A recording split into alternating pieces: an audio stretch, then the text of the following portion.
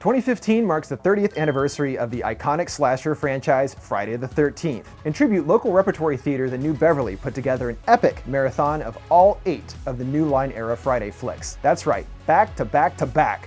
14 hours straight. From the original Friday the 13th all the way to the shit-tastic Part 8, Jason Takes Manhattan. Also known as Jason on a Boat, and then later in Manhattan for like 20 minutes because that's all we can afford. And in most appropriate fashion, it's all going down today, Friday the 13th. How awesome is that? Thanks to all the horror hounds in LA, tickets were a hot commodity and sold out in like 20 minutes. I was one of the lucky few to score seats, and I'm here to give you a rundown of the event as well as a peek into what happens after submitting one's mind to 14 hours of straight horror. I bet it ain't gonna be pretty. However, I'm willing to test my limits and will do my best to make it all the way to the end of the marathon. All right, it's time to get going, so wish me luck. I'll see you on the other side, Kimosabi.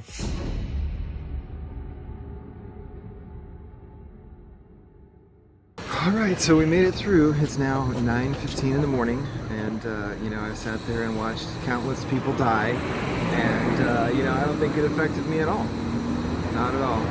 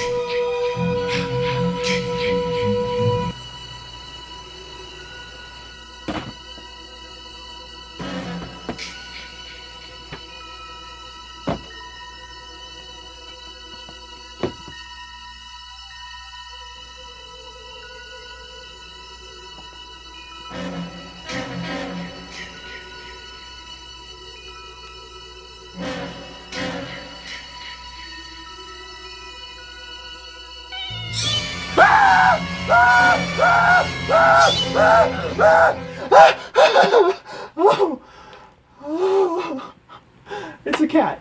Oh my god. I'm freaking out. Just need to watch something nice and relax. That's what I need. Relax. Let's see here. Of course.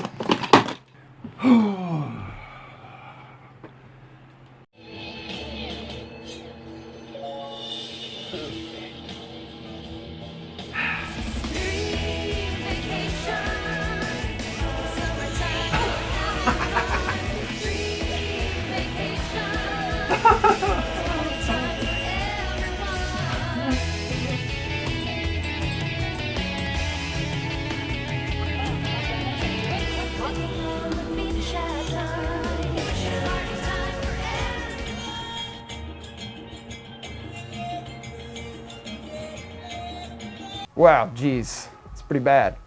I did get some sleep and I'm feeling, a little more mentally stable.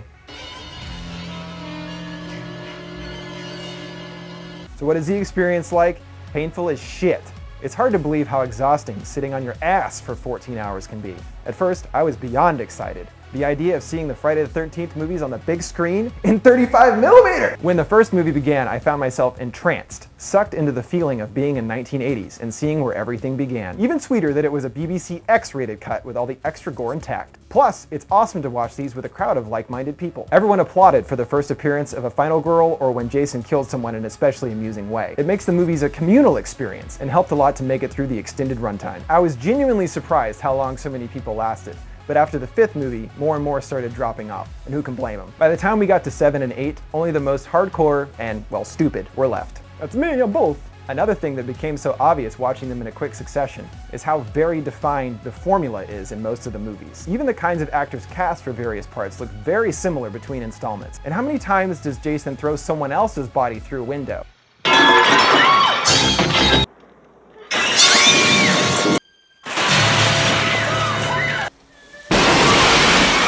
until he finally runs out of bodies later down the line and jumps through the damn window himself. Everything really did coagulate into a complete mush after a while, and I became unable to really distinguish one movie from another. It's a very odd feeling, and definitely mutated my perceptions of the movies as a whole. So overall, a really bizarre and exciting experience, but not one that I'm in a rush to do over again anytime soon. Special thanks to New Beverly for putting this batshit idea together and making horror dreams a reality. Oh, and if you haven't had enough murdering yet, make sure to check out my Friday the 13th Top 13 Kills. Until next time, thanks for watching.